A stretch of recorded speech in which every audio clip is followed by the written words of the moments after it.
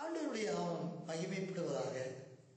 யூதர்கள் பழைய ஏற்பாட்டின் சட்டத்திலே அவர்கள் கை கொண்ட காரியங்கள், அவர்கள் 5 ஆகமங்களையும் தெளிவாக அறிந்து வாரந்தோறும் ஆலயத்திலே பழைய ஏற்பாடு அந்த அவற்றிலிருந்து வாசிக்கப்படும். அந்த ஒரு வருடத்திலே அதனை வாசித்து முடிப்பார்கள். அதனால் அவர்கள் யாவரும் அறிவார்கள். விசேஷமாக அவர்களுக்கு ஆலயத்திலே ஹீப்ரு லாங்குவேஜிலே எபிரேய பாஷையிலே வேதமானது பிள்ளைகளுக்கு கற்றுக் கொடுக்கப்பட்டது. ஒவ்வொரு பிள்ளைகளுக்கும் கைத்தொழிலும் கற்றுக் கொடுக்கப்பட்டது.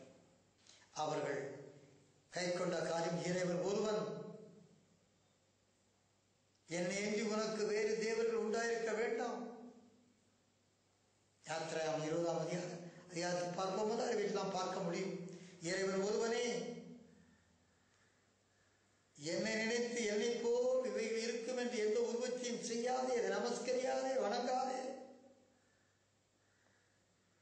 எந்த சாயலையும் உருவாக்கி செய்யாது. வானத்தில் உள்ளதோ பூமியில் உள்ளதோ பூமி கீழானதோ அதன் உருவத்தை கொண்டு இவர்தான் தெய்வம், இப்படித்தான் தெய்வம் இருப்பார் என்று செய்யாதே, உருவத்தை வணங்காதே.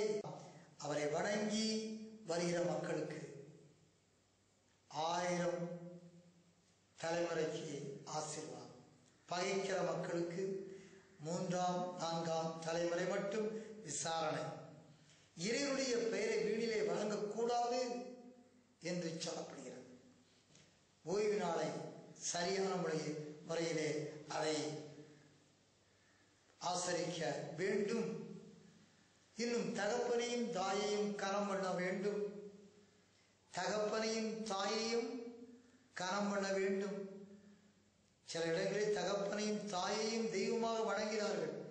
கிறிஸ்துவின் முறையின்படி தகப்பனையும் தாயையும் யூத மார்க்கத்தின்படி பழைய ஏற்பாட்டின் சட்டத்தின்படி பெற்றோர்களை தெய்வமாக வணங்க முடியாது, மரித்தவர்களை வணங்க கூடாது என்று வேதம் தெளிவாக சொல்கிறது. கொலை செய்யக்கூடாது, கண்ணுக்கு கண், பல்லுக்கு பல், கைக்கு கை, காலுக்கு கால்.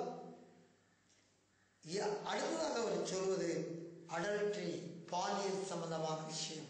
விபச்சாரம் செய்யாதே, திருடாதே, அடுத்தவருக்குரிய எந்த பொருளையும் வஞ்சகமாக எடுக்காதே, இவ்விதமாக சொல்கிறார். அவர்கள் நம்புகிறார்கள், மேசியா வருவார், இவருடைய கஷ்டங்களை நீக்குவார்,